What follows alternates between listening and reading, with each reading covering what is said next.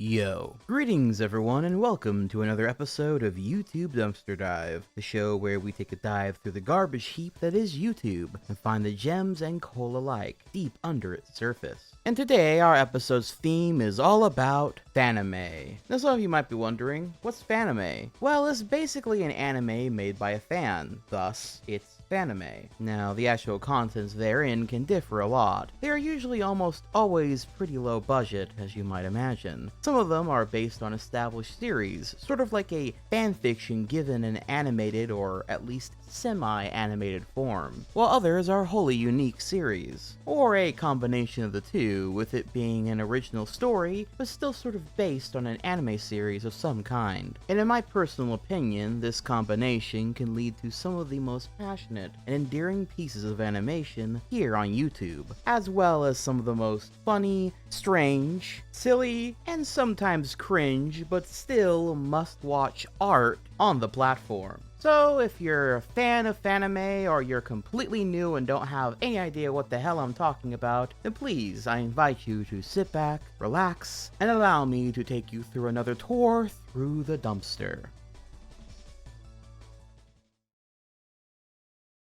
There are tons of Fanime out there, with some even being quite popular and influential, while others very, and I do mean very, obscure. So, where shall we begin? Well, in a genre as old and as vast yet obscure as Fanime is, I suppose starting with one of the ones that you're most likely to have heard of, or maybe without context seen a scene or two from in the past, would be a good start. It's also largely thought to be one of the most defining series in the genre of YouTube Fanimation, that being Nyan, Neko, Sugar Girls.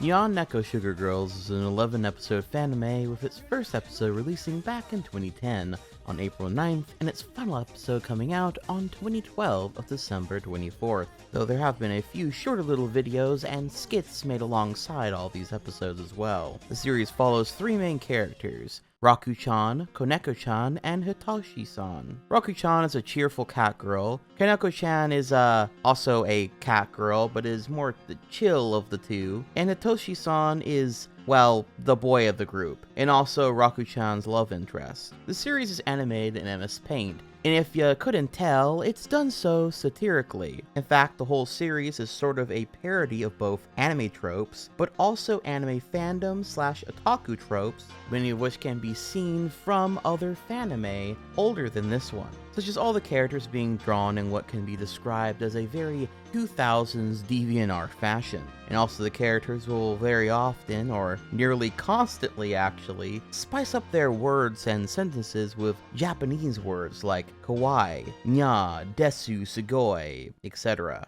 Desu! I'm really full now. Come on, let's go home, okay, Nya? Koneko-chan, look at that guy over there! Nya! He's so sugoi! Desu! Well, I just happened to be walking by, and I saw you two lovely ladies walking. How you doing, kawaii Neko girls? Nya, rar. The series is very well known for a few clips in particular that have definitely gone viral several times through the years, with the one that you're probably most familiar with being when Raku-chan is petting a squirrel only to get bitten the shit out of from it, and is rather upset about it to say the least. I think I'm gonna go outside today. Oh, kawaii squirrel-chan! Also desu, Nya! Oh, so kawaii squirrel-chan! You so desu and so cool. Oh, so soft, Nya! What? Nya!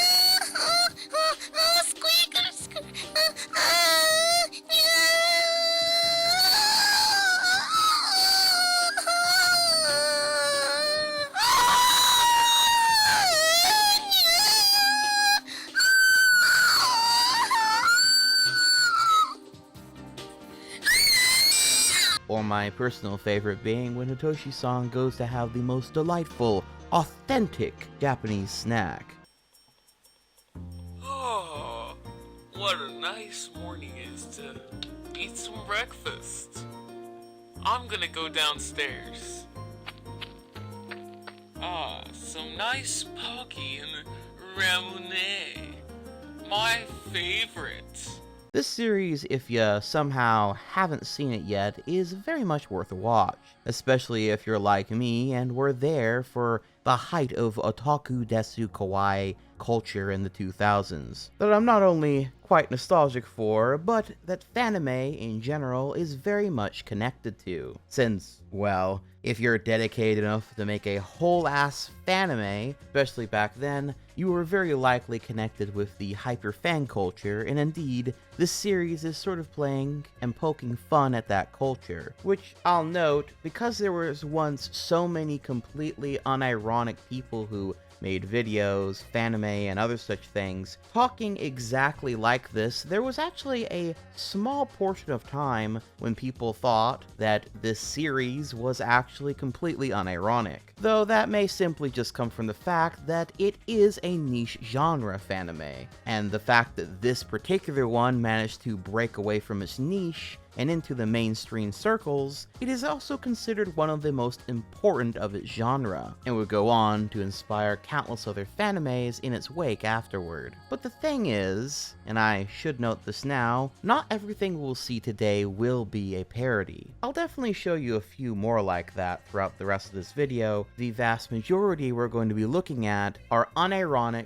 completely genuine attempts at making anime, be they good, bad, cringe, or no. Though I should note that any and all Fanime I cover from this point on, even if I poke some fun at them a bit, is all in good fun, and I genuinely admire and support any and everyone trying their best to create something, tell a story, or share an idea, especially if it's in the form of animation, limited or not. So with that said, let's dive a bit deeper under the surface, starting with IllusionsDreams. Uploaded back on May 27th of 2008, IllusionsDreams Episode 1 Part 1 opens like this.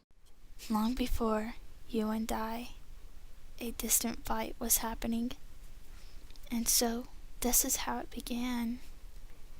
How this became what is today. Of the new chapter of the end.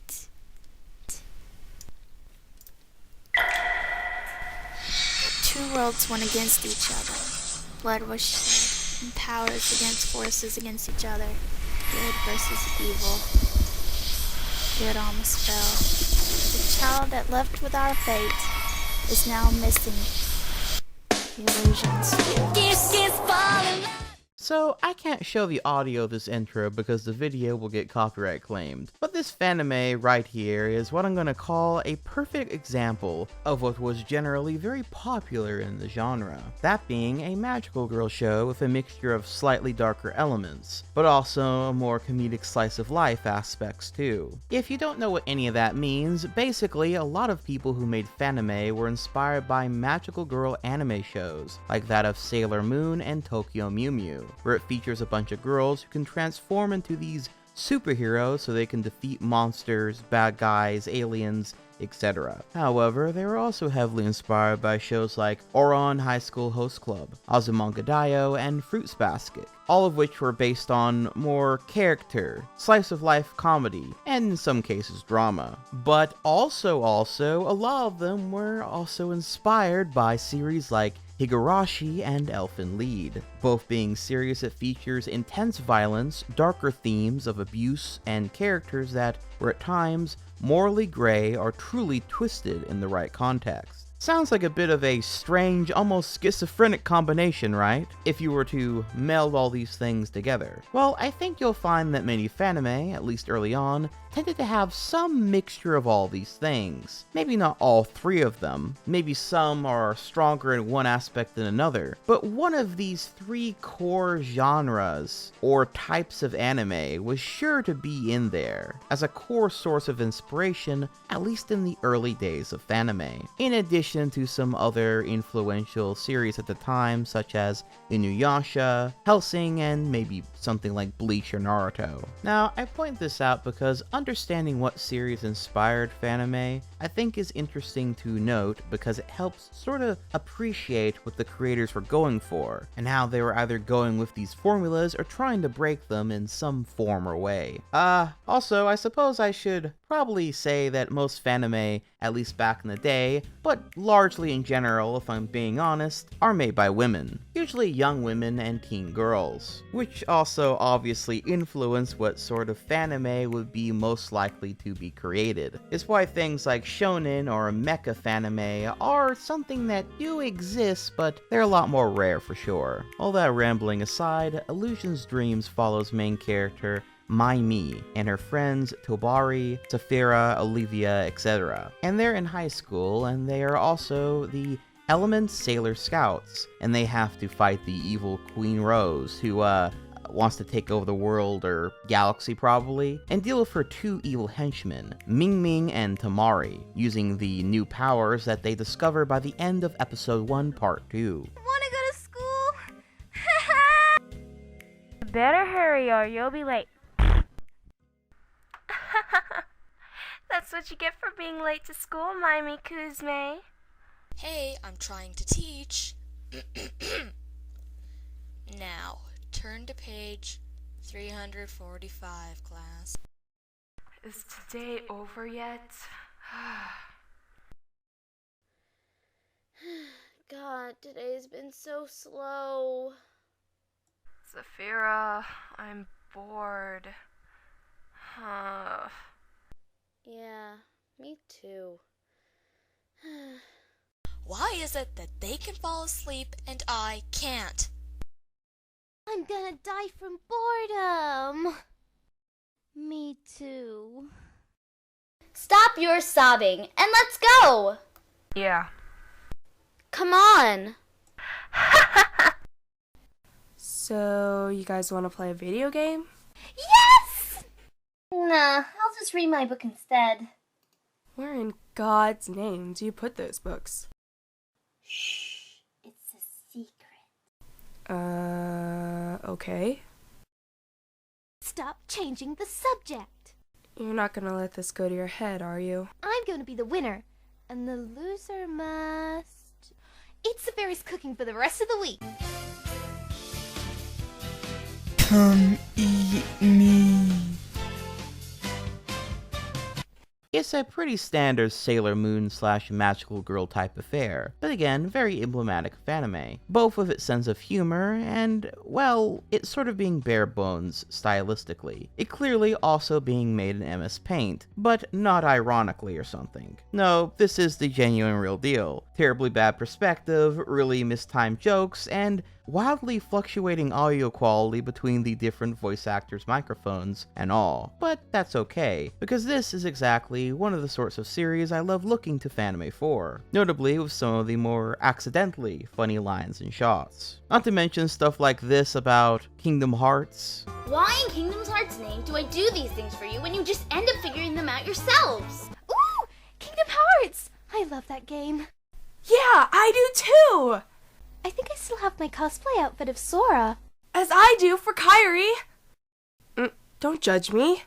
I look like Sora. I'm changing. That's as girly as I've ever seen you, Tabari.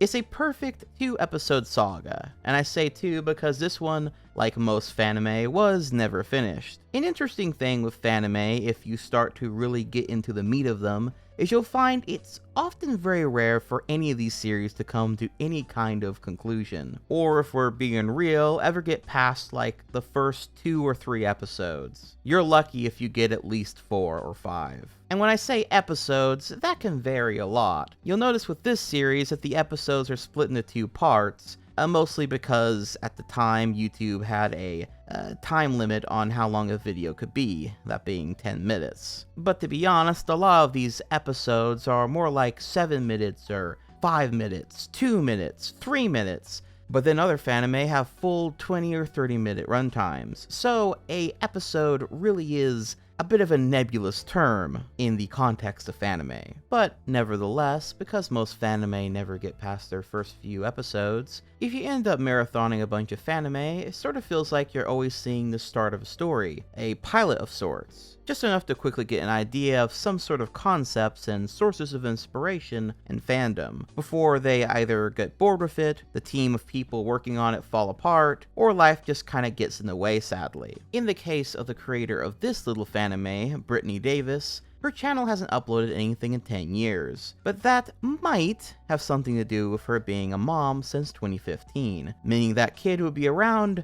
10 years old now. Pretty crazy. At any rate, let's have a look at a different Fanime. How about Akuji Tavarious? Akuji Tavarious is a Fanime made by YouTuber Kaleidosaur, with the first episode coming out back in October 26th of 2008. This series is once again animated in MS Paint and follows our main character Akuji Tavarious, a boy who was born a demon who appears to kill people when they look at him in his demon eye, as shown from the start. Here's your beautiful baby boy. Thank you! He's perfectly healthy. You two are very lucky. Hello there. My son. Honey? Sir, look away! However, luckily for him, a blind man just so happens to stumble across the exact hospital that he's at, and finds the demon child and decides to take him in as his own. And also, there's like an angel or goddess or some sort who notes that it has begun, and she warns all to be safe. So, it has begun. There is no turning back now. Please, be safe. Be safe, all of you. Oh, also this Fanime has a couple second intro featuring a song from Mindless Self-Indulgence. He has a longer version too, but I sadly can't show you it with the music without this video getting blocked. Once again, abolish copyright. Now, I brought this Fanime up next because I found this person in the comments of the IllusionsDreams episodes, which again is a great way to take a true dumpster dive here on YouTube, since you can just find one thing and go into the comments and find like-minded people or creators doing similar stuff. So you can imagine my amusement when in the middle of this first part of episode 1 of Akuji Tavarious, there's a whole ass ad for IllusionsDreams. This being a great example of how often these Fanime will hype up their friends and fellow Fanime creators' works, creating these niche little communities of fan content. At any rate, moving forward onto part 2 of episode 1, we have a time skip 16 years later, and Mr. My Chemical Romance enjoyer explains his living situation. That dream again. My name is Akuji Tavarious. I'm 16 and live on my own. Morning. I like to read, write, run, swim, and a lot of other things. Today's that day again. My favorite color is navy, which is also the name of my favorite book. I live as normal a life as I can. But my life is far from normal, because I was born with a terrible curse. My name is Akuji Tavarious. And I am a monster. You know, I hate that this feels like the basic setup for something I would have written when I was a teenager, maybe even elements of now, but at any rate, we then just meet these two girls who are talking about our demon-eyed friend. It's a great day today. You're thinking about that kid again, aren't you? He hasn't come to school in days. He doesn't like school. Who cares? Don't be like that. I guess you're right, though. He'll come back when he's ready to. Exactly what I'm saying. There goes the bell. Forget about it, okay? I'll do my best. Thanks. Then we see Akuji back home. Upset people looked at him funny again at school. I mean, it seems like he lives in a cave. Maybe it's not that he looks weird and just that he fucking reeks or something. Regardless, he's reading up on some dark arts, because I suppose he wants to learn to use magic. But before we can linger on that too long, we get a trailer for yet another Fanime, which, sadly due to the quality of the video, the text which makes up the bulk of this trailer is basically completely indiscernible. I do appreciate the dedication to having a Fanime themed commercial break though with each episode, even though these videos are only like 2 to 6 minutes long tops. Anyway, after some trial and error, Akuji eventually learns how to use magic, specifically a gray flame, but then finds that there's a girl in his cave.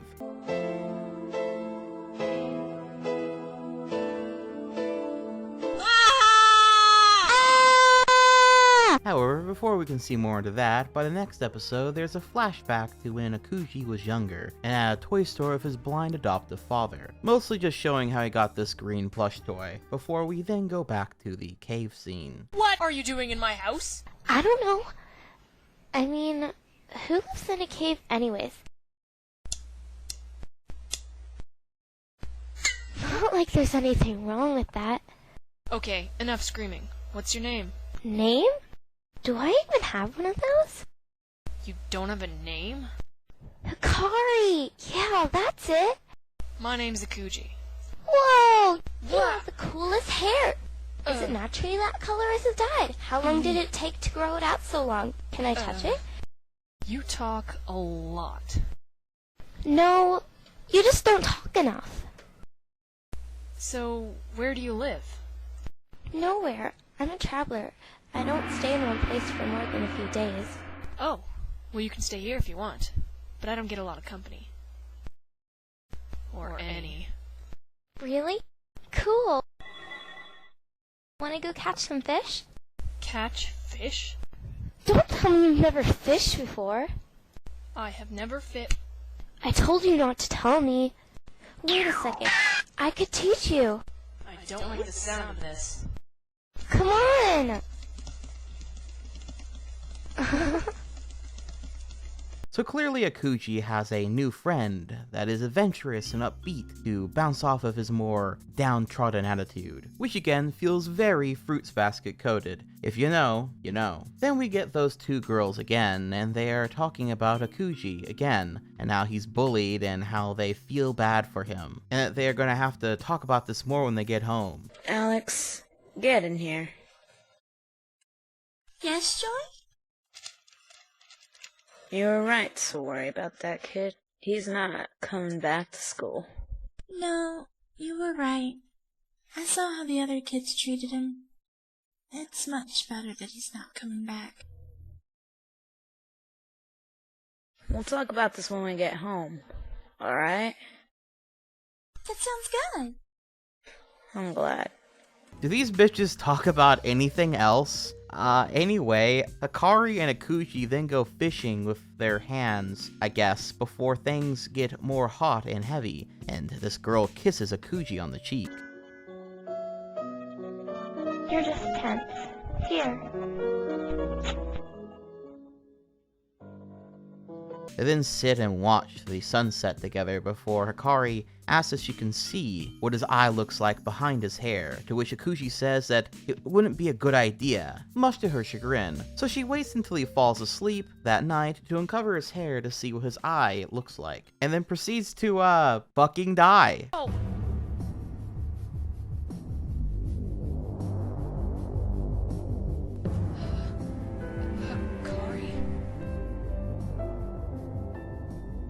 She's not breathing. My eye just... She must have... Ah!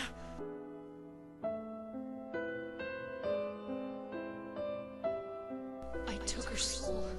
She saw my eye and it took her soul.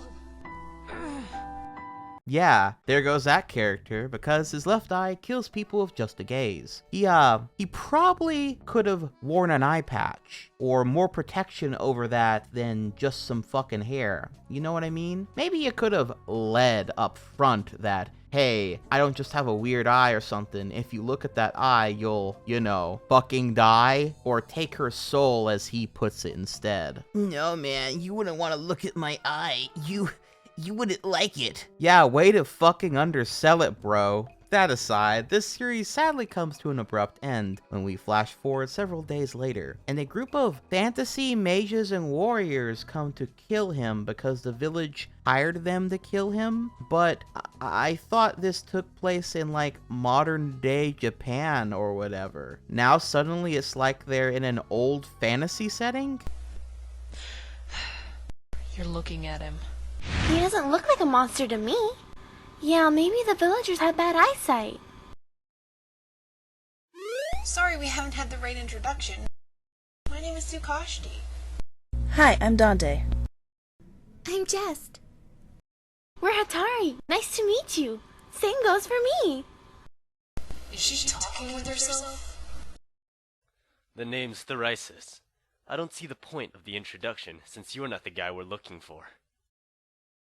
And that's Keaton.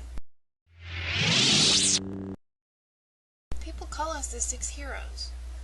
I know. So you're here to kill me, right? We're trying to stop the creators from destroying any more villages, but they keep getting stronger. So we need extra help. Yep. We heard you were strong. You heard wrong. What? We came all this way for nothing? That selfish idiot just wasted our time!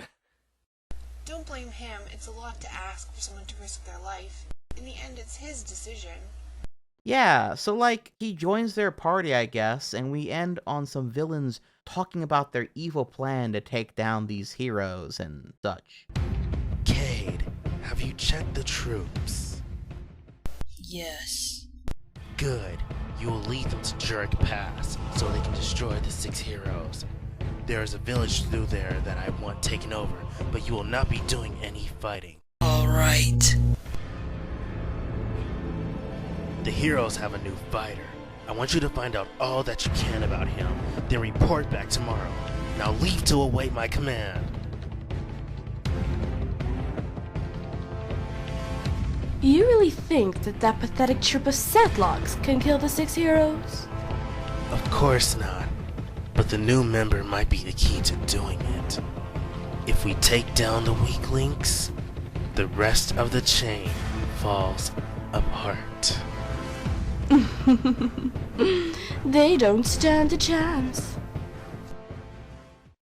And that's kind of where things end off. And the reason I want to break this little known series down is because I feel it really showcases some of the spirit of Fanime as a whole, that being this amalgamation of ideas and fandom, usually from a pretty young mind, just wanting to get their story out there for everyone to see in at least a somewhat tangible form. It's a mixture of ideas and concepts and what feels like 2 or 3 different shows all formed together in about a 30-minute package or so. And while it sadly doesn't really go anywhere from here, I can still appreciate the creativity in its most raw, first drafty form. You know what I mean? Of course, some never even get that far, like in the case of Bratz Jade's One's Fallen Dreams, which I only found through a playlist of old Fanimes, despite it literally being like 30 seconds long, because, according to the creator, the people she got to do all the voices for the Fanime just kind of ghosted her. Is it okay if I go to your house? I'm fine. I wonder why Sora left. The worlds are disappearing again? How could this be? Sora destroyed the Heartless. Unless something else. Guys! Okay, this is Brad J1, the creator of Fallen Dreams and the voice actress of Oled. And I'm here to say bad news of Fallen Dreams. This is the permanent end of Fallen Dreams. Even though I have written down the first season a second, I am completely getting rid of it, because the people that's supposed to help me in it, like the voice actress is and voice actor, they never helped me. So, and like 2 of them helped me out. Ashes of Axel, which voiced Kairi, and Usagi. voiced Nina. Thank you, you two, for actually doing your part in this. And, yeah, I feel horrible that none of the others helped into it, even though they are the ones that auditioned for it, and I gave them the lines months ago, but I never received any progress, so, yeah. Makes you wonder why she didn't just get some other people to do the voices. But, oh well. Rest in peace, fallen dreams. We never even knew you. On that note, how about we talk about one that also kind of didn't get past its first pitch? LOD, or Love Overdose Fanime by YouTuber Zayashuku, a show that has a pretty cool intro for Fanime that seemingly never got a real proper episode made for it, but a bunch of other unrelated stuff kinda connected to it, I think, with the main bulk of the content made for LOD being this video titled LOD The Backstory, which sort of follows the tale of this girl named Diane, who through one means or another loses her mother in a violent fashion, only to then be taken under the wing of this black-haired dude named Damien, who I guess is like an assassin or something, and trains her to be an assassin to get revenge on those who killed her mother. There's also this other blonde-haired dude named Leon, who's also, I guess, a part of the assassination crew, and ends up taking a bullet for Diane. And, well, I'll be real, it's kind of hard to know exactly what's going on since these are kind of large plot beats being shown in this short video, but according to the description of said video, this is apparently the breakdown of the narrative. Diane cares, Leon is like, what the fuck, hacks, why do you care? Everyone loves Diane, Leon hates Damien for being a cockblock, and Damien hates Leon for trying to get up in his lolly, and Diane is mute, unquote. Trying to get up in his what now? That's pretty fucking creepy. But before you go thinking that this goes anywhere, as far as I'm aware, it sort of doesn't. And much of the other content on this channel has to do with these more looser fan servicey stuff that is honestly pretty hard to describe, so maybe it would be better if I just showed you a few clips. So that's what happened. Exactly what happened. Which is why I need a bodyguard. As a girl whose empire was built around him, I have no choice but to do something. Even Kishimoto knows that if Orochimaru were to have a stalker, it would be me. Well, how about this? You could quit on Orochimaru and fangirl over someone else. No fingers pointed at me or anything. Or maybe you could quit fangirling, period. You know, fangirling is unhealthy. You want me to give up on Orochimaru and fangirling? Are you crazy? Without Orochimaru, I wouldn't be motivated to do half the things I do. In the words of Excel, this is a loyalty deeper than love. Besides, if I stopped fangirling, I'd just be another crazy black chick instead of a crazy fangirling black chick. And there are already a crap load of crazy black chicks on Mori. I hate this blistering heat. I can't bring an ounce of chocolate with me. I think I see her. There is no way. The client looks like... But that's impossible. That delightful ebony that just feels so sweet in my mouth, that fills my void of loneliness. Just when I think we are apart, you appear before me.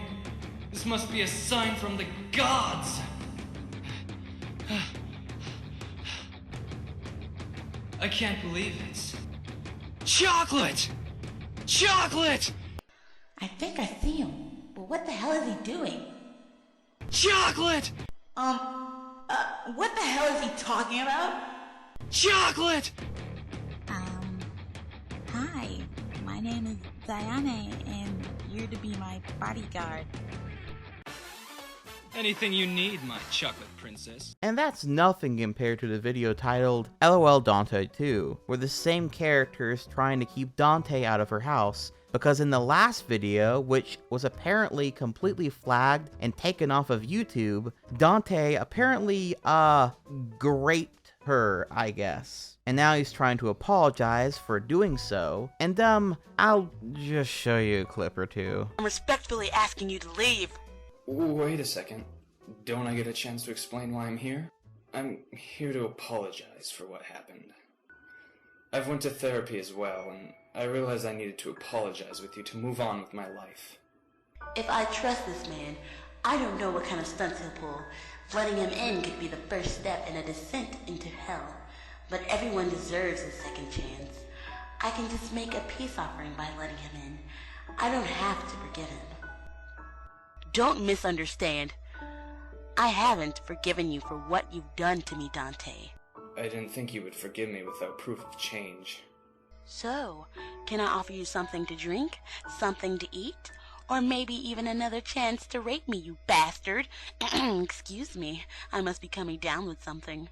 This is legitimately so unhinged, but being real, that is how some Fanimes are. Next on the docket, let's talk about a few more magical girl Fanime since there really is just so many of them. Starting with Tokyo Mew Mew, a series that was supposed to be a kind of sequel or spin-off to the anime Tokyo Mew Mew, which you'll find is again one of the most influential magical girl anime in particular in the early Fanime scene. Yes, even more so than Sailor Moon. And that is probably in large part due to the fact that Tokyo Mew Mew was shown on Saturday mornings on 4Kids over here in the West, albeit with the typical 4Kids caveats of censoring anything that would suggest that it takes place in Japan, or that it's a Japanese cartoon, any religious iconography, and just a bunch of other random stuff. But nonetheless, it was more than likely many young girls and boys' first introduction to the magical girl genre back during that time frame. Anywho, Tokyo Mew Mew comes from 2011 by the channel Slamfire, and it's actually done a pretty good job trying to replicate the Tokyo Mew Mew style,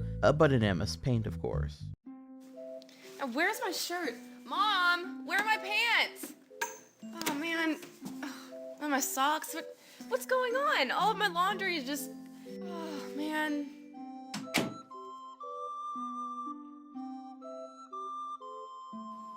Hi there. I'm Blueberry Tanimoto, and I'm 17 years old. I'm going out today to look for a summer job, but so far, I haven't had much luck. Excuse me, are you guys hiring right now, or is there some type of application I could... No. Do you need any help crossing the street, ma'am? Oh, I'm fine, thank you. Not even that old lady needs help. I already feel like giving up. Huh? I've never noticed that cat statue there before. It looks kind of creepy.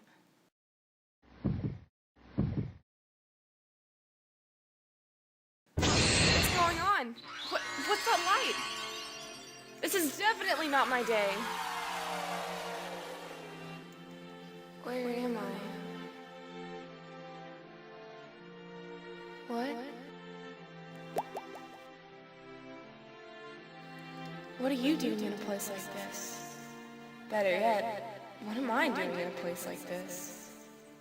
There was sadly ever only one episode of this made, but I can appreciate what they were going for all the same. And furthermore, on this channel you can find a ton of test animations. It's clear this person had a real passion for it. And in fact, on one of the few posts on this channel, you can actually find a link to their more recent new channel, where they post new animations that they've made since graduating from college. And I think that's pretty cool. I hope that they continue to keep animating and making cool stuff. On that same note, then we have Tokyo Magic Star, which was one of the rare few Fanime that managed to be completely finished by YouTuber Kawaii Oiji, it being yet again a series heavily inspired off of Tokyo Mew Mew, and Magical Girl in general I suppose, and notable in that it's a showcase in an artist's developing skills and art styles as it went on, with the first episode looking something like this.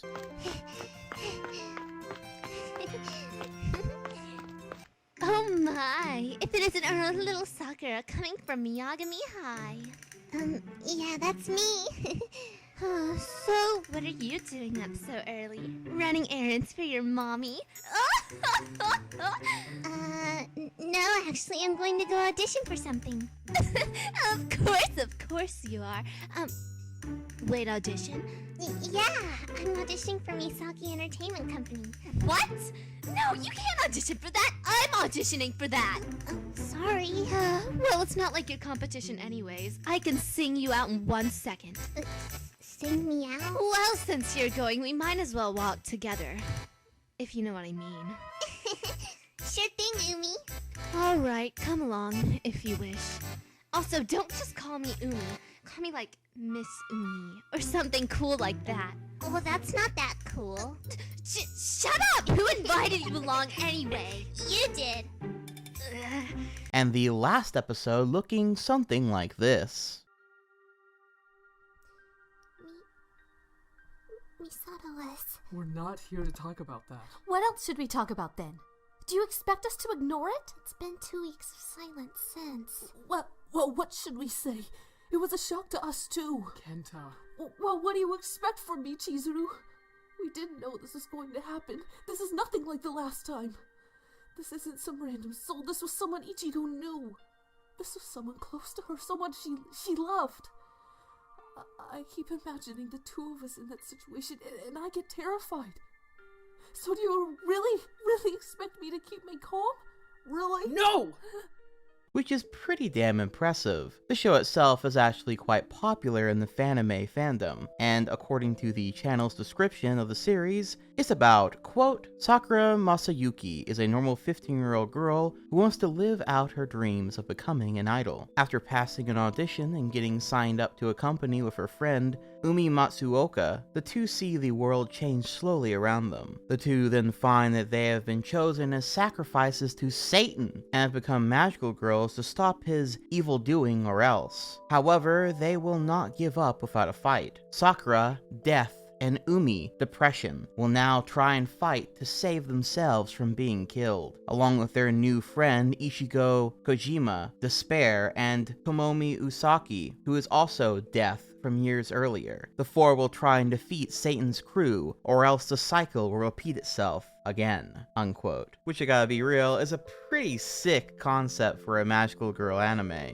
Magical girls doing a deal with the devil? Now, where have I heard something similar to that before? That being said, if this sounds interesting to you conceptually, then I'd highly recommend giving it a shot yourself. But we're not done with Tokyo Mew Mew related fanime, though I will admit this one is kind of cheating because, well, it's clearly made by someone who was young, very young, at least back when they made it in 2007, that being YouTube user KaziKaz5, and her fanime, Diamond Mew Mew, which is, well, it's the Tokyo Mew Mew fanime, but let me show you a few clips from it.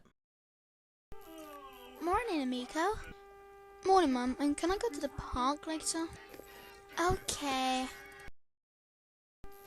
But be careful.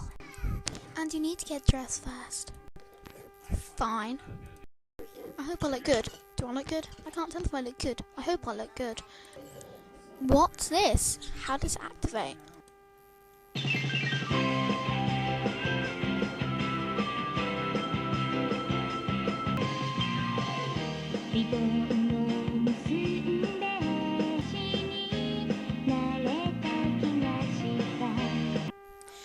I'm a cat! I think I'm gonna faint now. Your DNA has been fused with the same animal as your mother has been fused with. I can't remember the name because that was my big brother's name, so I don't know. But the thing is, you're a new superhero and we have a new enemy called the Zyglons. Now you have to fight them and protect the Earth, otherwise we don't know what's gonna happen. Is that okay? That's it. I'm definitely gonna faint now. I think you get the point. That strange audio sound whenever the main character is talking, by the way, that never goes away, ever. And as these episodes go on, more and more magical girls are discovered, and they must face epic battles, like this one where they fight this evil creature. Shot full of surprises. Yes, I'm full of surprises. The force is calling, and that is what I shall serve. I think it's time I use this soul that I collected earlier. Infusion and...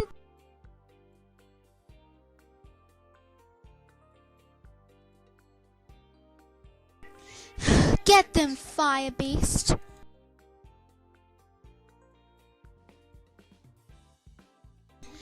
Ah! Ah! That hurt! Okay, you asked for it. Forest Lord! Fine attack!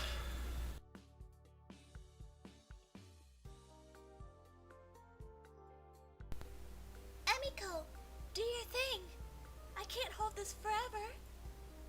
Heart of Truth! Full power!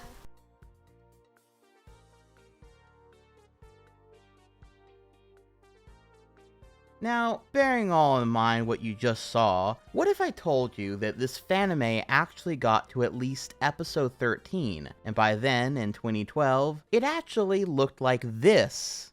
Aha, here she comes. Yeah, thanks for help cleaning up. Sorry, but Bruce had things to tell me, and I had things to tell him. What happened? Anything important? Not really, just Bruce asked me out. Bruce asked you out. Did you accept? Yes. Does this mean that we're boyfriend and girlfriend now? Obviously! Oh, my little Machiko's growing up so fast! I'm kind Pretty impressive upgrade, I'd say, right? I love seeing this kind of thing, the evolution of an artist as they grow more skills and find their own voice and style. Now, I mainly wanted to highlight this one, not to bully, but to showcase just how young some Fanime creators were when they first got into this, which I think is important in the same way that it's important to remember most creepypastas were written by young teens, like I noted in my over 16-hour creepypasta iceberg. And that's all part of the charm, and you need to kind of let your guard down sometimes when it comes to this type of stuff. Be less critical, and more just sort of sit back and enjoy the creative energy. Appreciate the attempt and kind of look through the cracks of everything that you're seeing to kind of understand what they were going for, even if they weren't able to fully pull it off. Though funnily enough, Kazikaz 5 has been making animations and other such stuff since they made this little series 17 years ago.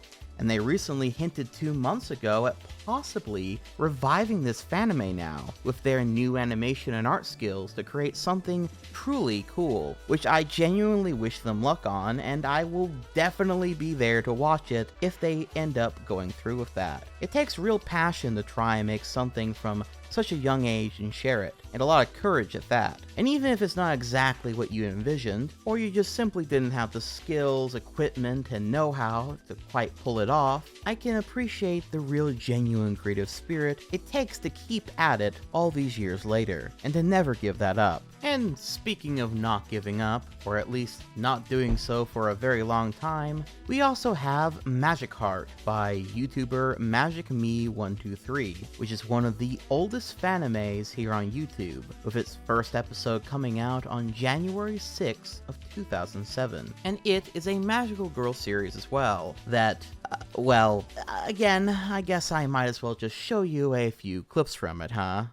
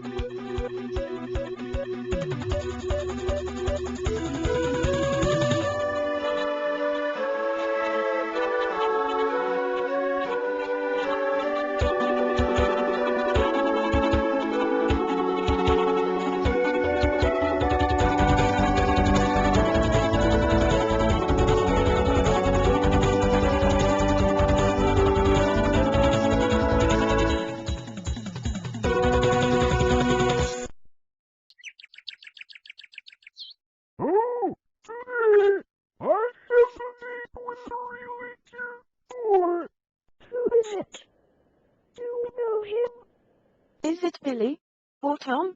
Or maybe Sam? No! You never guess it! Please tell us! We are so excited! Okay, it is Robert! Robert? Robert Mitchell? Hurrah! He is so cool. I am so unhappy. I have never had a date. I am so unhappy. Poor Mary. She really has not had a date yet. Maybe I should give her a chance and date her. Hello, Mary. Oh, hello, Bobby. How are you? I am fine. Thank you. I would like to ask you something. Yes. Ask me. Would you like to have ice cream with me? Maybe this afternoon. Oh, Bobby. It would be very nice. I really like to meet you this afternoon. Okay. Fine.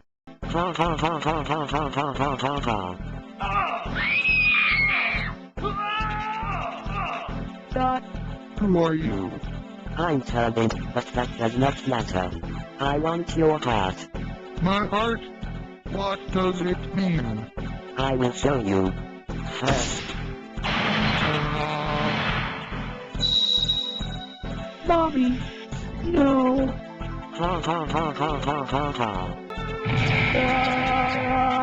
Be careful. What happens?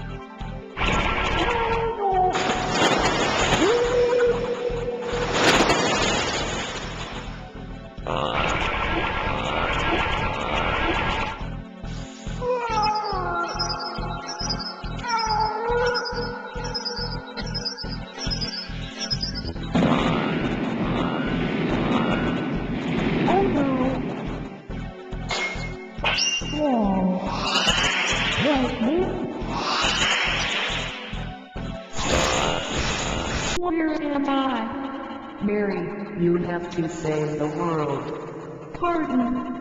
What happens? The world is in danger. The Dark Empire wants to bring darkness all over the world. You have to end this. Me? Why me? You are chosen. It is your duty. You are a MagicHeart. It is not possible.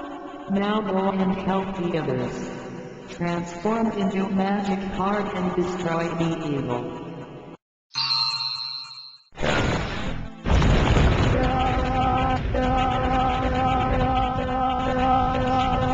We need help. I will punish you, monster. Yes, do it, Mary. MagicHeart power.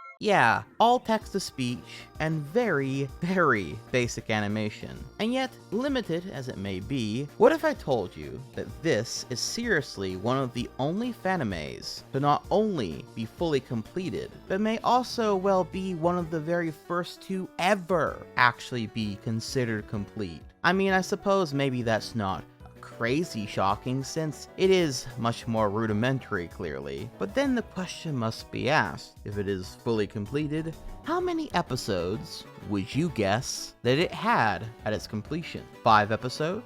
10? 13? Maybe even somewhere in the ballpark of the 20s. That'd be pretty crazy, right? Well, how about 2 entire seasons of 26 episodes? That is 52 episodes in all. And what's more is not only did he make 52 episodes of this, he also made a finale movie for it as well. Feature length and everything. Now that is some serious dedication. But what's even crazier is how long do you think it took him to accomplish this feat? Well, if your answer was quite literally only 2 years, you'd be right. Now mind you, I get that this series is far from impressive visually, and skimming through it, it really reuses a ton of animation all the time. Like sometimes half an episode, which will be about 10 minutes or so each, will literally just be all the magical girls transforming and then using their magical girl attacks. To be fair, this is a bit of an issue in normal Magical Girl series, so I'm not gonna shit on it that much,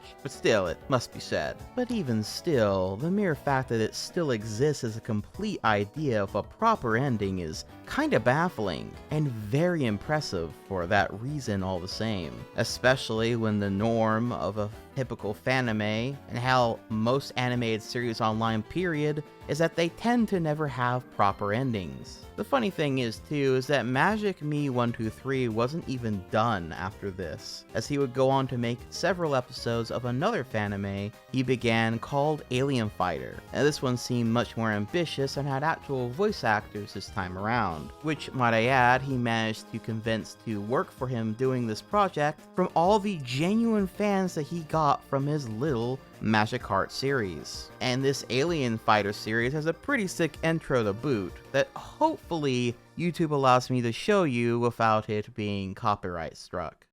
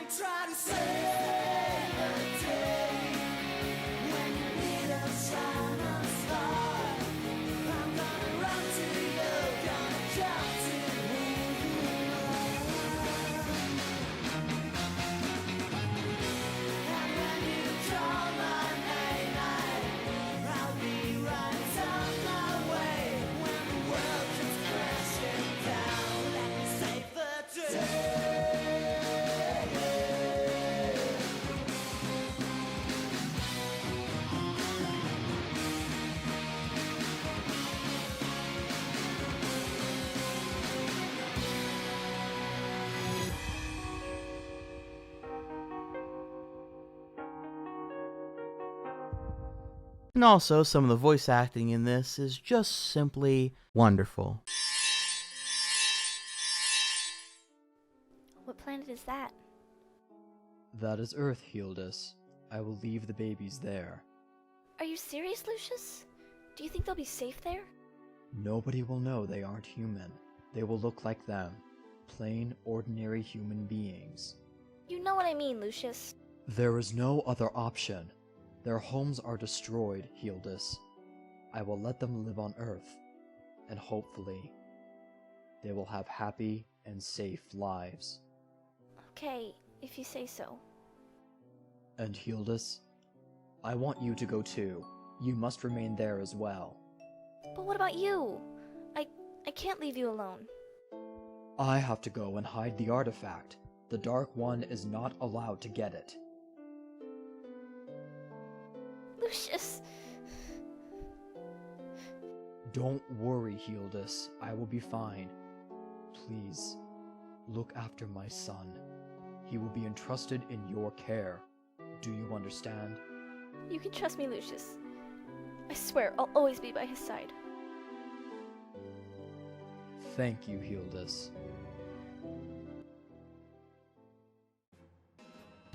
students, you have some time to explore the exhibition on your own. We will meet again here in an hour.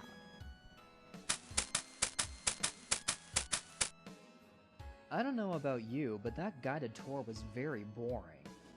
Yeah, really, Damon. What is it with museums? There's just something about them. I always get bored. Bored? Actually, they can be interesting. What? Damon, are you okay? What do you mean? I can't believe I just heard you say that. They can be interesting. You hate everything that has to do with education. Who are you, and what have you done with my friend? You overreact, Jenny. No, I don't. Anyway, this one also seemed kind of interesting, but sadly didn't end up getting finished, and was sort of abandoned early on, and Magic Me 123, for one reason or another, decided to abandon the channel not long after. In fact, they've been gone since 2013, with their last video being him creating a superhero in some random Marvel Flash game. Hello everybody, this is me, Magic Me 123, and today I would like to show you this homepage, this internet page. It's on Marvel.com, and I like the Marvel superheroes. My favorite one is Wolverine, and this is a page where you can create your own superhero. And now let's begin with that.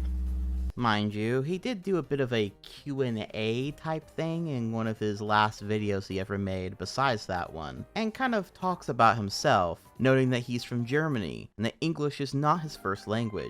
And now that he's grown up and out of college, he just simply doesn't have the time to make these types of animated series anymore, which I find, admittingly, kind of sad. Makes me curious where they went, what they're doing these days, if they continue their creative ventures and are off in some other obscure corner of the internet under a new name, or if they just simply disappeared, stepped away from it all completely, never to do anything majorly creative ever again. But then, I suppose that is always a thought I end up having when I look into any of these old YouTube channels that have long since been abandoned. It's interesting too, because looking at the comment section for this channel, it seems like a lot of kids grew up with this series, and rudimentary as it was, it seemed to have had a positive impact upon them. Moving on, we then have the Fanime Yin Yang by Anime Strawberry Kitty, which opens quite dramatically, with talks of angels and demons and the place in between it all. And I would show you some clips from it with the audio if it wasn't filled with copyright music. But what precedes is an intro that, while crudely drawn, clearly is matching the style of a mini anime intro of its genre, and, well, maybe it's best I show you several clips from the 2 episodes of this Fanime that we have. I'll probably be stared at in class again today, and I can understand why. Has this place changed from before? Maybe there's less people on it than before? No, that's not it. Maybe it's not this place that's changed, this place that I walk on every day. Maybe it's me who's changed.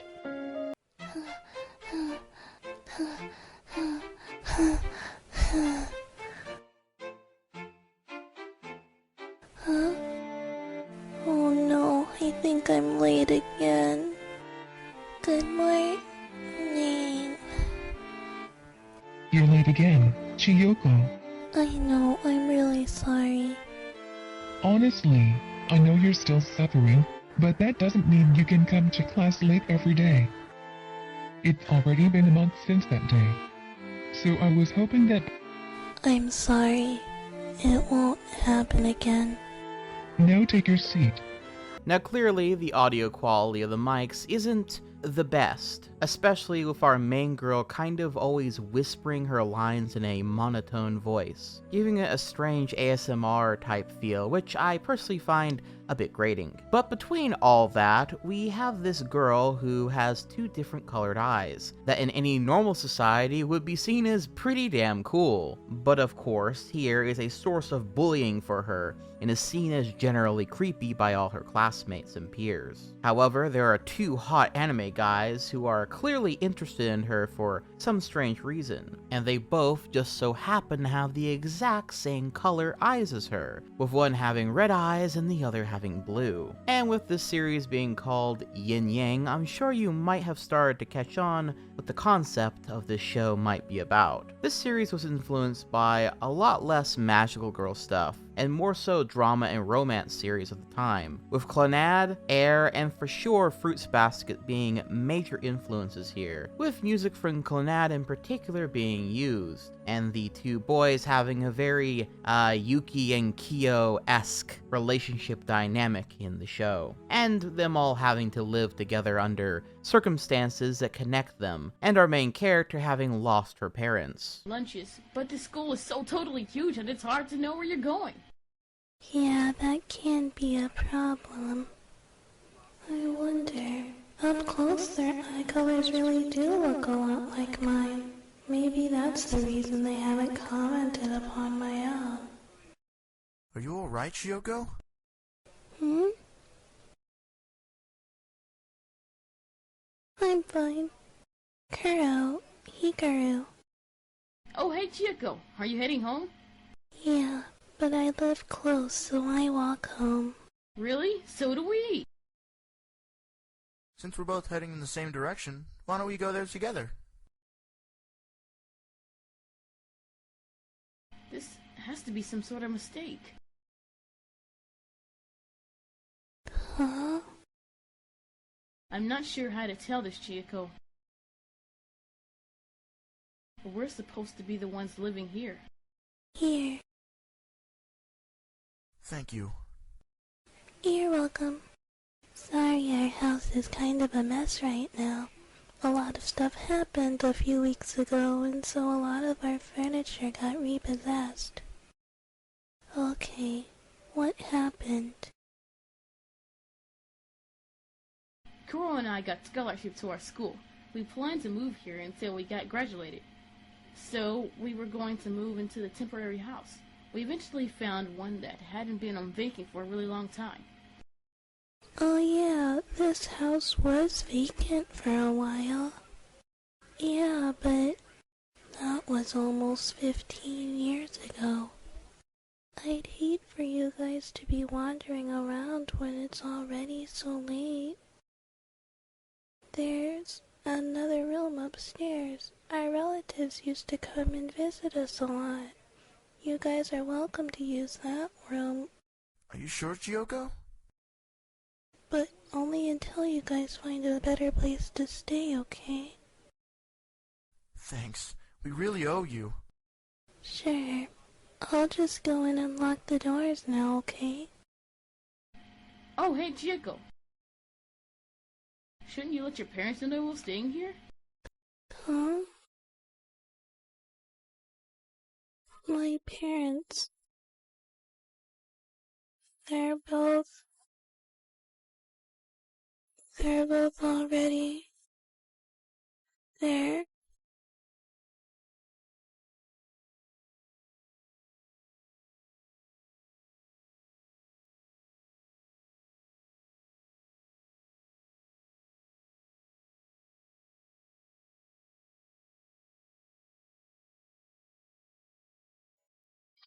Chioko, what's wrong? What's wrong? They're gone.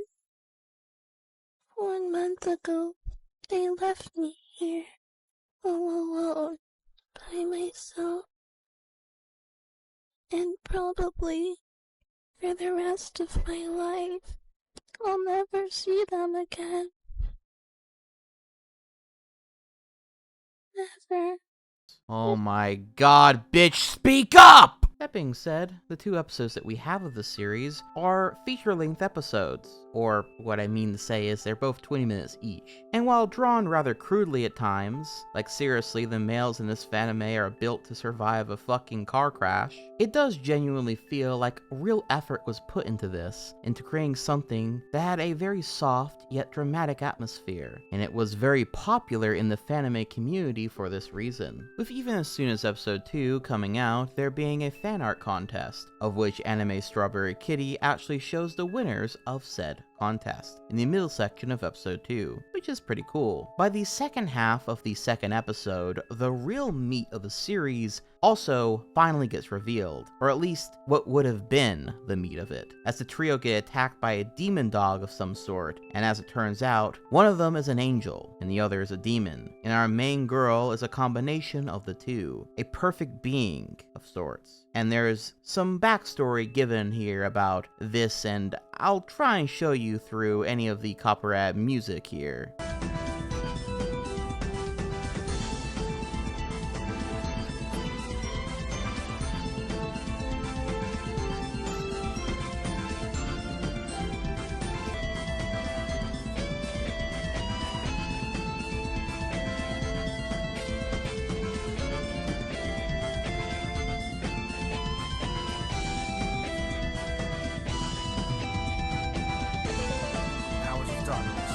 Summon you now to enclose me in shadow.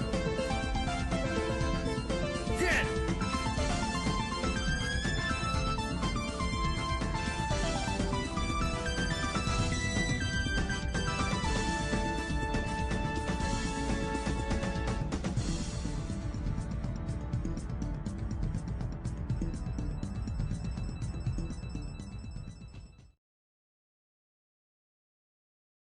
I guess things will get interesting from here. There are also 3 evil women hiding in the trees. That kind of vague post about this being the beginning of the end and all that sort of jazz. And honestly, the series really did seem to have some interesting ideas that could have been so much more. And if it weren't a fanime, and if it were legitimately just a normal anime series, I have a feeling this one actually would have been really popular back in the day. But sadly, it ended up being deleted alongside the channel Anime Strawberry Kitty, her completely wiping her presence from the internet. And the only reason that I've been able to show you all this footage from these 2 episodes is because of the channel Lost Fanime Episodes, who luckily archived them. Shout out to them. Now, you might be thinking that the creator deleted this fanime sadly out of bullying or embarrassment later on, or something like that that's unfortunately rather common in the fanime scene. But you would be wrong. The real answer she deleted her series and her entire presence on the internet is actually far darker, as noted by the pinned comment under the video re-upload of her series, which reads, quote, "A not so fun fact about why the original was taken down. Apparently Anime Strawberry Kitty was stalked by a fan, and they found out their workplace and private information, then messaged them about Yin Yang. A few days later, Yin Yang was deleted, by what I assume was for their safety. Yin Yang is very special to me, so it's horrible that someone would do that and ruin it for everyone," unquote. Which is incredibly sad and disturbing that someone's art and effort was sadly taken down out of fear for their safety from a terrible piece of shit that stalked and tried to insert themselves into her life. I don't know where Anime Strawberry Kitty is these days, but I hope that they are doing well, and that they are safe, and that maybe, somehow, they have managed to express themselves creatively since, through one form or another. Okay, for yet another change of pace, let's actually look at another parody fanime, since we've been in the genuine efforts for some time. YaoitheFanime is, well, it's about 4 dudes, and you might say that they're in fact kinda gay, and, well... Hello everybody, my name is Pittsburgh and I love anal. Males. I used to live in Ohio but I have moved to attend the greatest boys' school in Wyoming. It's so famous that even Justin Timberlake went there. My first day is tomorrow but that's not important. What's important is that I'm watching my favorite show. So Sonny, I hate that goddamn sun. Heh? Ha, sorry for being late teach. Okay, come in I guess. Hello class, this is our new student from Ohio. Now introduce yourself. Hi everyone. My name is Pittsburgh and I love anal. Males.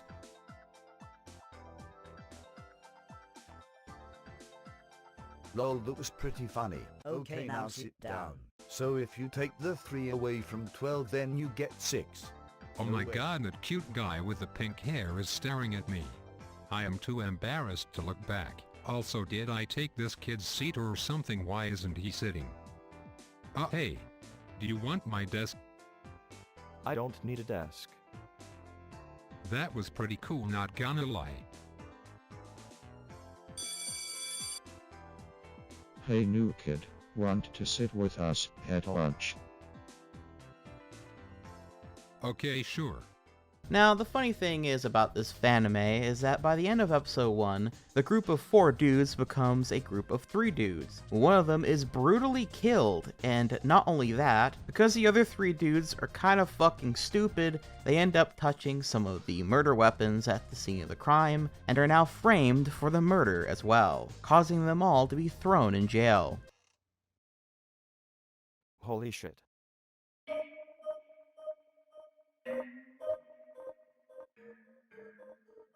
Fuck. Is he dead? I'll go call 911. It looks like he's dead. But who would do this? Okay, they're coming. Sniff sniff, the murdered even left the knife and gun. Why would they do this? He was so nice.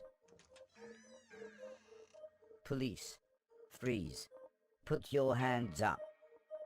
Oh shit. I can't believe I am going to jail on my first day of school. Yeah. This doesn't even make sense. I was the one who called the cops. Which leads to them meeting a different dude, who is also framed, and then they decide they gotta make a prison break. And then after they break out of prison, they end up having to hide from the law by becoming butlers in a fancy mansion, and, well, it just kinda keeps going like that. Now, if this sounds interesting to you at all, it's a pretty short watch, so I won't spoil anything more, and you can just kinda go and see it for yourself. Especially if you're a fan of Nyan, Neko Sugar Girls, and you kind of want a parody Fanime, but not one that's just kind of derivative of that one. Not that there's anything wrong with some of the ones that try to emulate the Nyan, Neko Sugar Girls style, but a small critique I have of some parody Fanime that came after the wake of Nyan, Neko Sugar Girls is that so many of them just sort of feel like a weird copy of that one, which I think is kind of a shame because the concept of making a parody Fanime can literally be about any genre of anime that you want. So YaoitheFanime is one of the ones that I'd say is less derivative and definitely doing its own sort of thing, though it sadly was never fully finished and seems to be on indefinite hiatus for the time being. And speaking of something that's pretty damn unique from the other stuff, I know I mentioned what anime series are popular in the Fanime scene, at least in a lot of these older ones, but all the same, I tried to venture out and find some that felt really different than the other ones, or seemed to have been influenced by stuff that the others just simply weren't. Especially as a huge mecha anime fan, I kind of wanted to find at least one that was a mecha anime Fanime. And in my search, I found this very obscure 17-year-old series by the name of Shattered Heaven. Buckle in for this one. The description of the first episode, or Act 1 as it's titled, says that the series is about, quote, based loosely on the novel series of the same name, futuristic warfield. The events in the anime happen after the 3rd book. Shattered Heaven Episode 3, Serenade for the Winds. Both Earth and Mars are rebuilding under a new leadership known as the United Generation of World, and is headed by a single man named Gale Contadino. 2 years after the end of the war, mysterious deaths continue to occur, namely of some of the most skilled mechanical frame pilots from both sides. Focus at first is on the main characters of my novel, and how they are dealing with the aftermath of the war, and eventually them becoming targeted by this unknown source, unquote. So already we're in a strange scenario in that this is a Fanime based on the after events of a trilogy of books. So before I even jumped fully into the Fanime, I decided to quickly look at what these books were about, only to come up rather short. Though this book series is referenced, I really can't seem to find anything about them or where I would even go about reading them anywhere. The book series is obviously written by the series creator, Christopher Tilford, but truth be told, I really can't seem to get a solid answer on if these were ever available to be bought, or if they were just online on a website that has since gone defunct, or if the creator just never published those books at all, and just decided that his Fanime would start in the 4th entry of his series. Though I did find that this Fanime actually has an IMDb page, interestingly enough, with a description that further reads as follows. Quote, an original mecha animated web series based off the novel series of the same name. 100 years have passed since the rebirth of humanity, a new world born from a catastrophe of his own making. The world has grown and technology has advanced. Genesis Global, the world's forefront developer of mechanized frames, continue to help educate new generations. The new year is upon us. For each year, a new path is revealed, unquote. It all sounds pretty sick, but how's the Fanime itself then? Well, this is how it opens.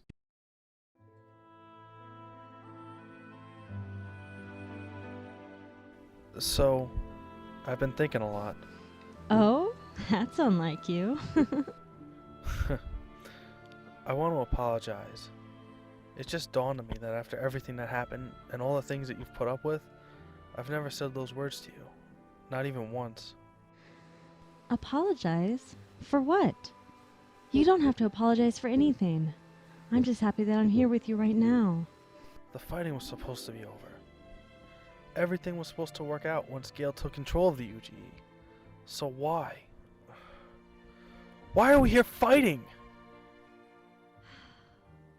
You can't keep trying to carry this burden alone. If you want to apologize, then be sorry for not sharing your pain. You're only human. You can't do everything by yourself.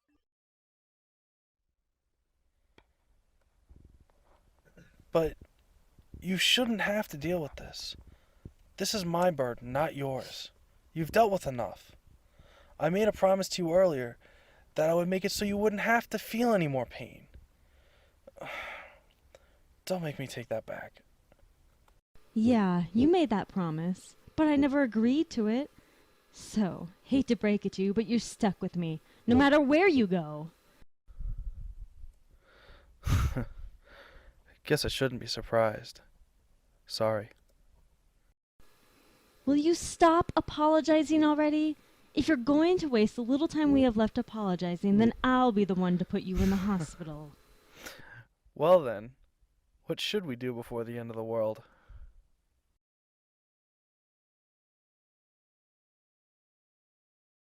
Very dramatic and charming, shall we say. The series, while a little hard to follow at times, I'll admit, has an interesting style, though I will say Bro loves drawing a single strand of hair falling down his characters' faces a lot. Maybe a little too much, I would say. But overall, definitely, it feels like someone's passion project. It has a lot of different ideas, religious symbolism, and concepts that feel taken out of Gundam, Armored Core, and maybe even just a tiny tinge of Evangelion. And there is even full-blown mech battles, and while everything clearly has a rather rough edge to it, I can personally dig it. Again, however, this story is a bit difficult to follow, but from what I gathered, our main character is named Adam Novus, who is chilling with his wife, /girlfriend, something like that, and is a really good mech pilot, or frame pilot, and fought in many battles before, but is now retired, but ends up having to get back into the fray due to his brother Steven getting into a mech battle and being outnumbered by these evil terrorist frames that no one seems to know to whom they belong. Also, there is this dude named Lucius Malum, who is clearly the main villain and who they allude to being defeated and thought to be dead, I suppose, in events that happened in the trilogy of books, I guess. But he's not really dead, and is in fact seemingly in full power and control, and has lots of plans to do something. But that's not important, because Lucius Malum is without a doubt the best character in this series. Mostly because the voice actor behind him feels the need to literally eat every single scene that he's in with him, and to constantly go, "Oh," when starting his conversations, or sometimes just even sentences. Could have, if he wasn't so soft.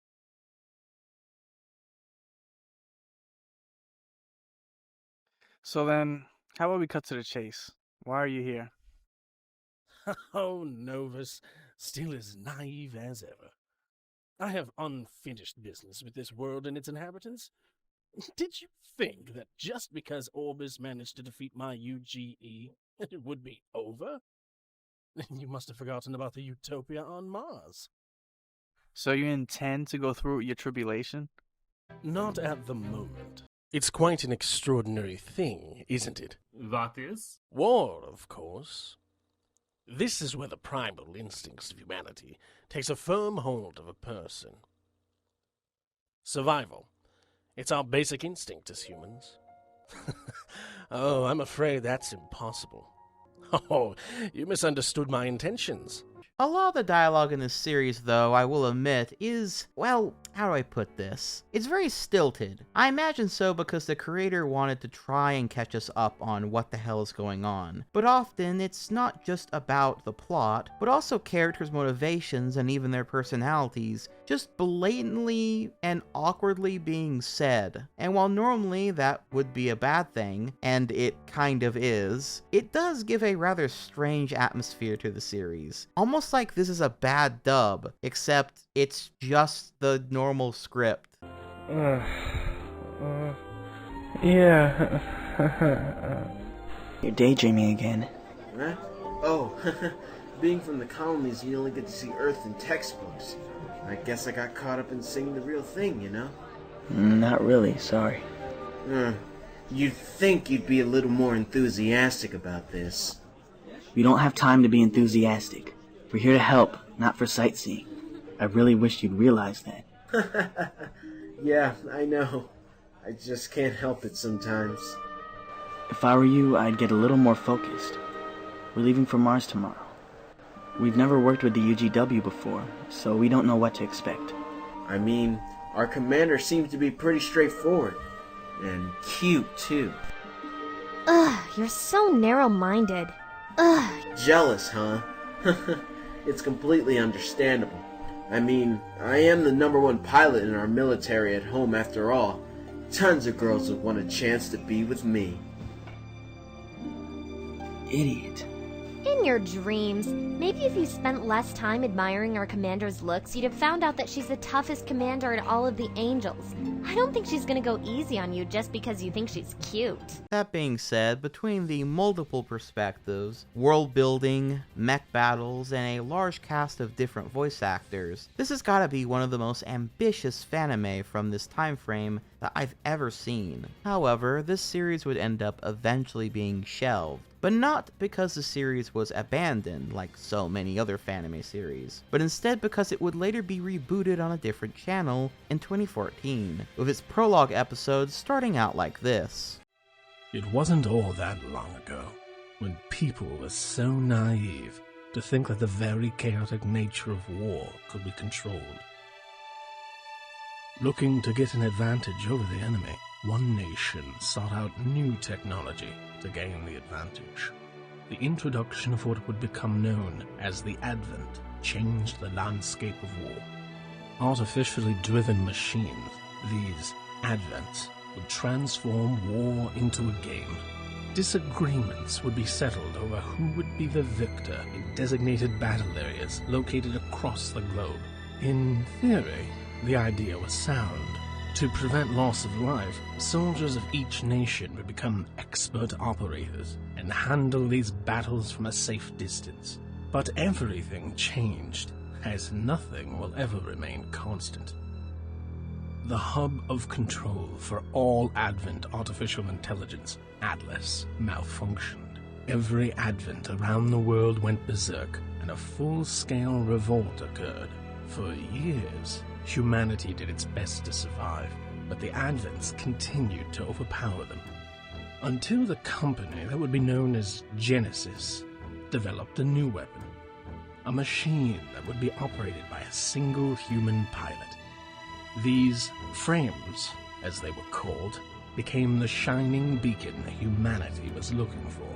So the art has definitely been cleaned up, and this time around the reboot goes about making sure that you can easily jump right into the story and not be confused about what exactly is going on. I cannot actually know for sure, but I assume this is because this reboot decided to start where the first book in his trilogy would have started, but since I don't even know what those books are about, I really couldn't tell you. Having quickly watched through the entire series of both the original and this reboot, I'll say that once again, this is clearly a man's passion project. I mean, hell, he's been trying to tell this story for almost 20 or so years now. And interestingly enough, it seems like, as of very recently, it's now become more of a webcomic on webtoons, I guess? I'll be real, I didn't look as deeply into the webtoon part of the content, since there had to be somewhere I kinda stop and draw the line. But there does seem to still be some animated things coming from the webcomic as well, on his main YouTube channel. And interestingly enough, there seems to be another art style shift around the time he moved on to season 2 of the reboot and eventually into the webtoon era. Honestly though, if any of this sounded interesting to you at all, I'd honestly recommend just going and giving the series, both the original and the new reboot on his channels, a watch for yourself. The series is awkward,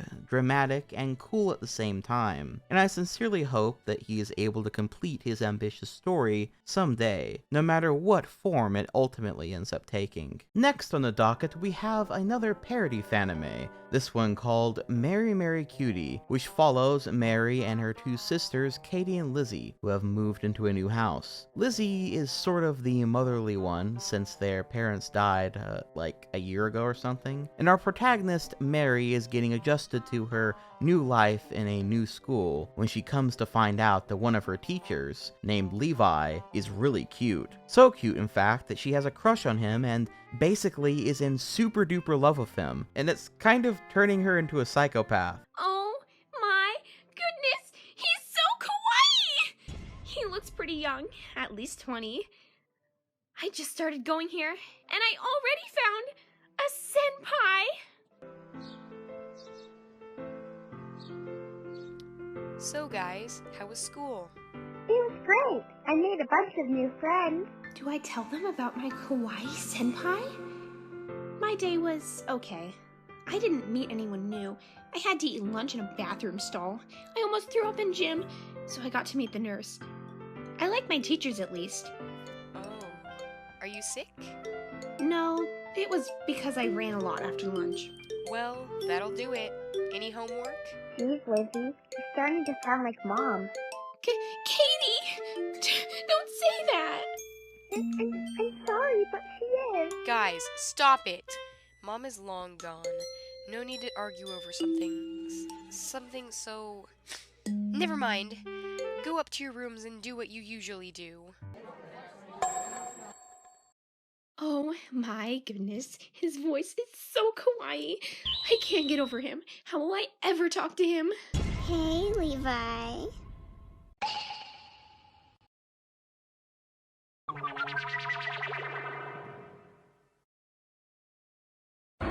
What an idiot, trying to steal my senpai like that.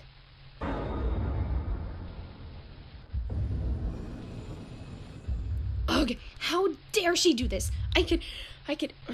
No, Mari, don't go that far for your teacher. It's just a silly crush after all. You could never hurt anyone.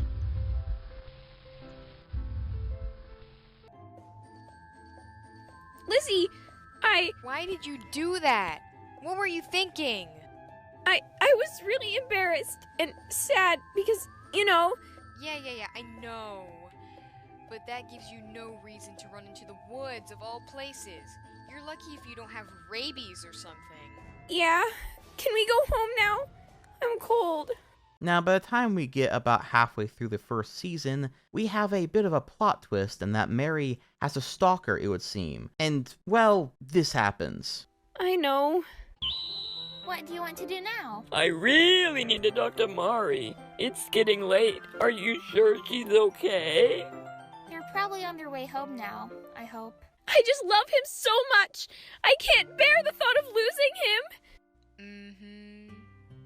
You wouldn't understand. He's just so perfect.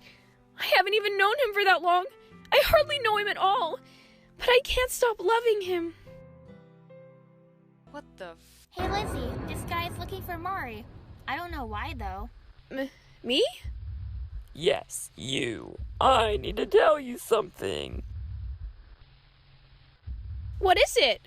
This! What? Why did you? My sister was just stabbed by an unknown man. She is in critical condition.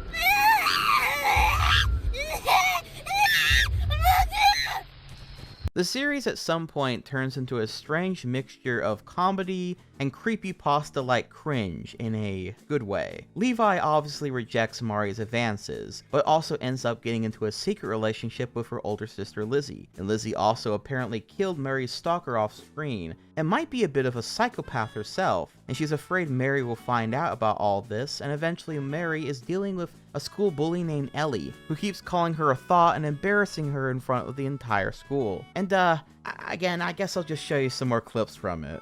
Shut up! I was wearing nice clothes, but apparently it was against school rules. Ha ha! Hey everyone! Mari's a hoe! And I didn't really think she could take that. How many siblings do you have? Just those two.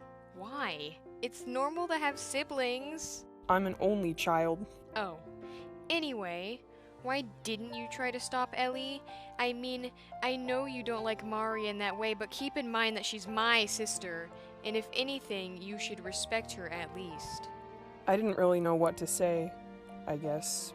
Plus, it's against school rules for teachers to have favorites.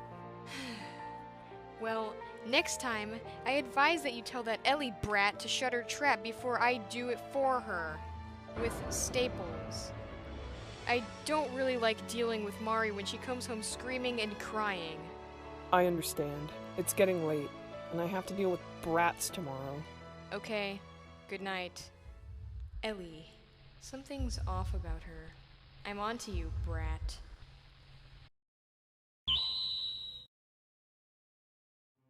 There is also this homage to the Nyan Neko Sugar Girl scene with the squirrel, as seen here. What am I gonna do?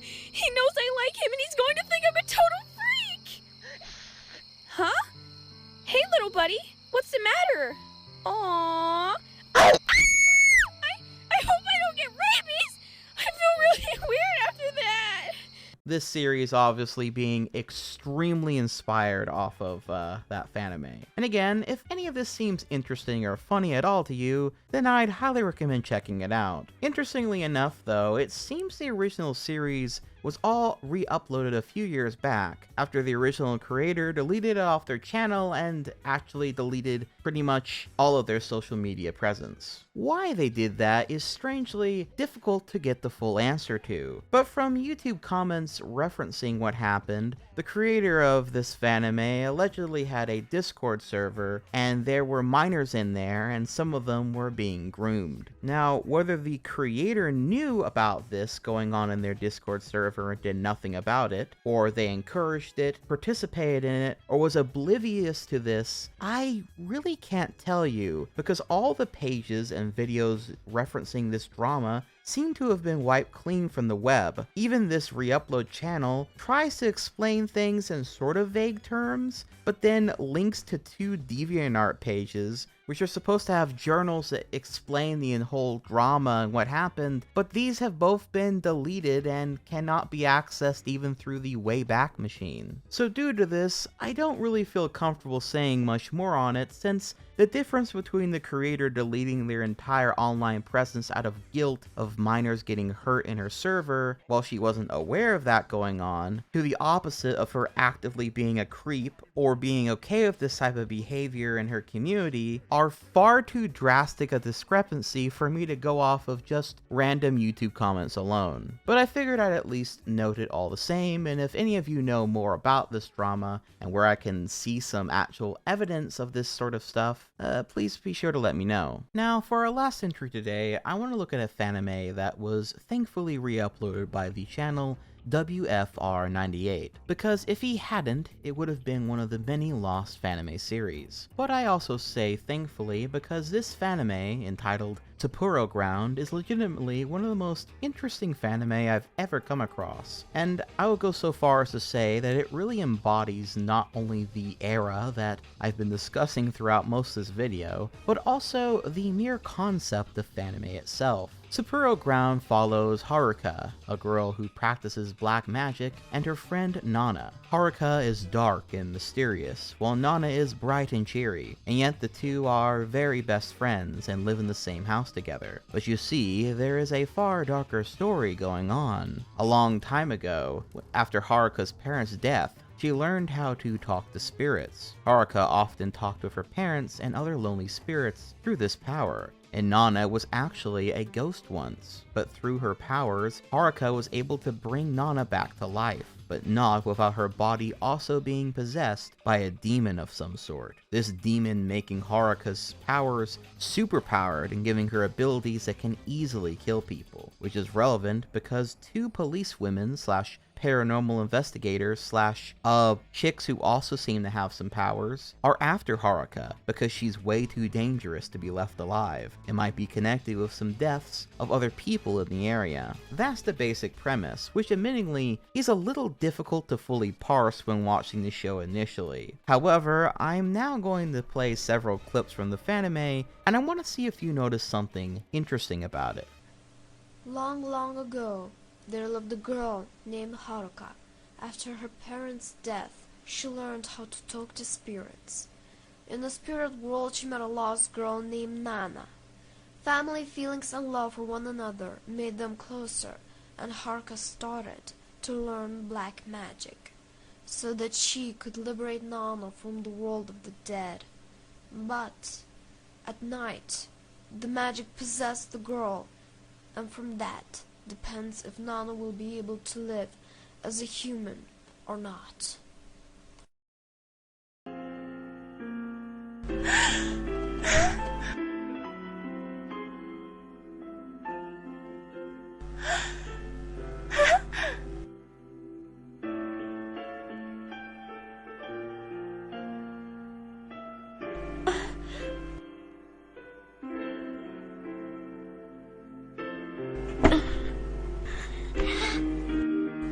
Oh, I'm so glad.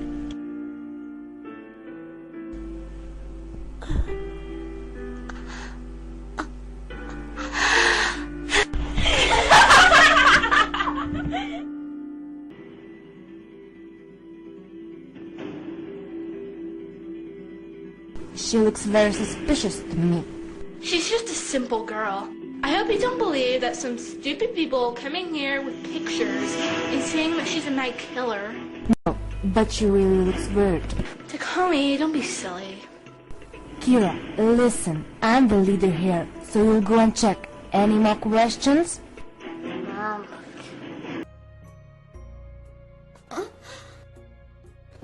Haruka? What are you doing here? Nana, I was thinking if you want to meet your parents. I don't know, I've been thinking about it, but it was a long time you haven't seen them.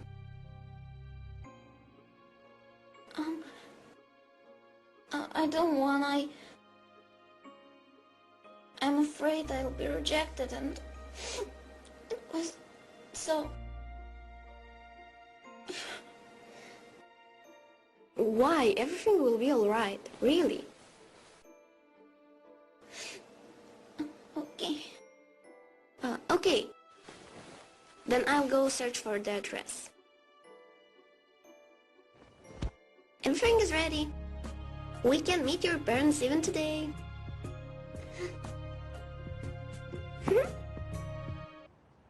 Idiot! Don't get into this.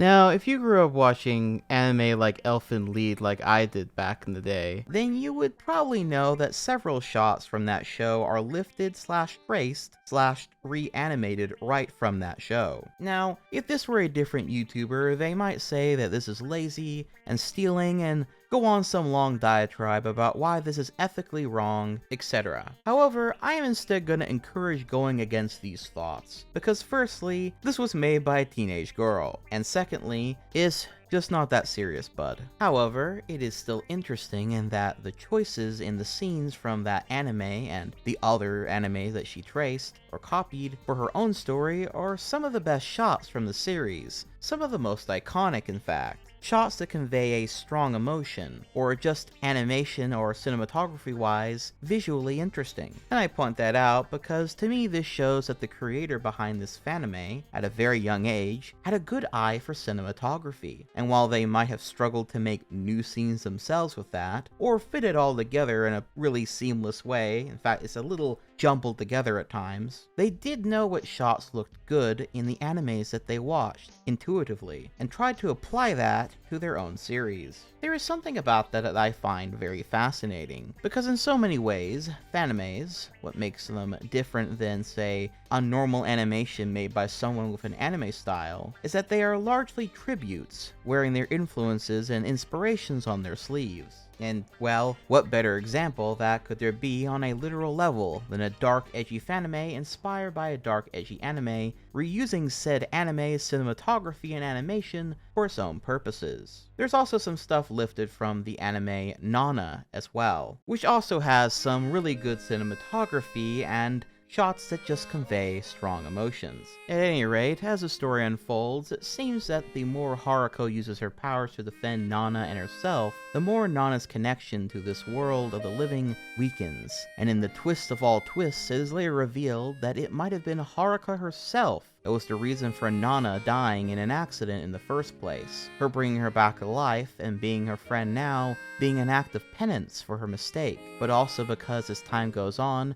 their friendship really meant something to her. In a world where everyone was so cruel to her and rejected her, Nana was her light, a light she ironically, originally, put out by mistake, now lives due to her dark magic. It's unironically some pretty dark and, dare I say, Kino stuff. Mind you, again, some of this stuff can be hard to parse through these 4 20-minute episodes. But if you watch these knowing this lore in mind, it's pretty simple to follow at that point. And with that runtime, there's more than enough room for some actually pretty good stuff, as well as some really, really funny on-accident scenes due to the voice acting.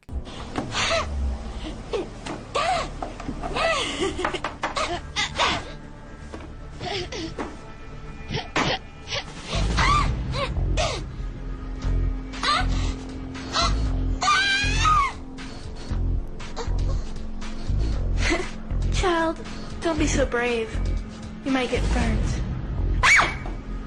Enough! I'll forgive you.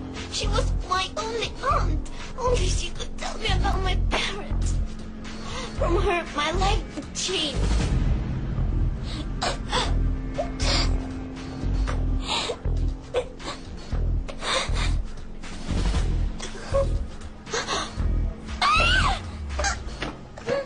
Now, sadly the creator of this Fanime at some point deleted all the episodes from their channel long ago. Maybe because they were embarrassed by it, maybe because they were bullied, perhaps by those mocking her for tracing an anime. Maybe it was both. And I suppose I just really find that sad, truth be told. Not to mention, according to the website Fanimention, where a lot of Fanime are documented, there was apparently 5 episodes of this series, not 4. Now, it is possible that the 5th episode was just never finished, but was being worked on in some sort of way, and just never got to fully release. But if the 5th episode was made, I couldn't find it anywhere, no matter how hard I looked. And thus, we'll never know the ending to this Fanime epic, with episode 5 of Superu Ground being lost media. Though if any of you know where to find it, or randomly have saved it somewhere, be sure to let me know. I'll give you credit and everything, I just want to see it. Someone make a lost media wiki page about this shit. Regardless though, if it is in fact something that does exist, I genuinely hope to see it,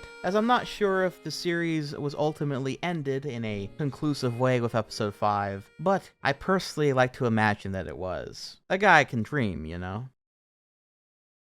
And And that's gonna be it for this edition of the YouTube Dumpster Dive. Fanime is for sure a topic that we will probably swing back to more in this series in the future, as there are just countless amounts of them out there. And I know there are some pretty popular ones that I didn't even really get to mention or talk about here today, and much newer ones that I didn't even really get the time to look at since I kinda wanted to see a lot of the older ones for this video. That being said, be sure to let me know in the comments down below if there's any Fanime that you've watched before, and if so, what are some of your favorites for one reason or another? Give me your recommendations, and I just might include them next time around. I also want to give a huge shout out to the YouTuber Fanime Station for being a great resource of the newest Fanime stuff coming out each and every month, as well as her Fanime Iceberg being a pretty good jumping off point for anyone looking to get into more Fanime. Also, the website fanimerealm.nekoweb.org has a pretty good list of Fanime there too, though it is obviously much more curated, as well as YouTuber Lanny1987, who has some playlists documenting them by eras of Fanime with hundreds of episodes of Fanime in them. Again, being a wonderful jumping off point if you want to sit back, relax, and go on your own YouTube dumpster dive yourself. I also want to thank all of my loyal patrons and channel members for continuing to support this channel and all the series that I do, including all my night eggs and my night owlets, as well as a very special thank you to all my great night owls, including Ruger Haver, Bujoshi Cake, Anon, Sombra Devante 06, and Hexmaniac Hannah, as well as a super duper special thank you to all of my arch owls, including the Daring Daniel Petrie, the Radical Ray Kit Kat, the Fearless Forgotten Ace, the Jolly Jeffrey Robery, and the lovely Leanne Loves Christ. Thank you all so very much, and look forward to the future videos coming up. We got October, and it's gonna be a packed month as far as content goes, so be ready. But until next time, this has been Dylan the Night Owl, flying off.